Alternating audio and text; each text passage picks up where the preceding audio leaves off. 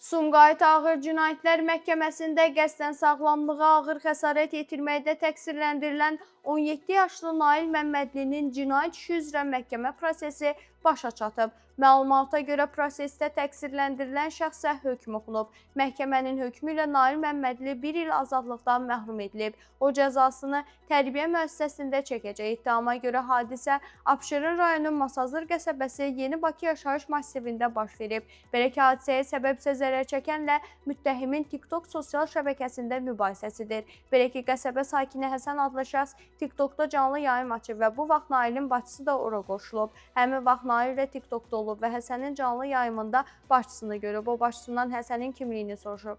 Bacısı isə onu şəxsən tanımadığını bildirib. Məlum olub ki, Həsən Nailin bacısına şəxsi də yazıb. O dərhal Həsənin nömrəsini taparaq ona zəng edib və görüşmək istədiyini deyib. Həsən isə onu görüşmək üçün yaşadığı məhəlləyə çağırıb. Nail evdən bıçaq götürərək Həsənin yaşadığı ünvana gedib. O öncə zərər çəkənin qardaşını görüb və ondan Həsəni soruşub. Qardaşı evlərini Nailə göstərib. Nail həmin ünvana gələrək Həsəni küçəyə çağırıb. Küçədə söhbət zamanı onların arasında mübahisə yaranıb və Nail Həsənə əlindəki bıçaqla 2 zərbə endirib. Hadisə yerindən qaçıb, yaralı xəstəxanaya yerləşdirilib və əməliyyat olunub. Polis əməkdaşlarının keçirdikləri tədbirlərlə Nail Məmmədli saxlanılıb. Faktla bağlı cinayət işi başlanıb.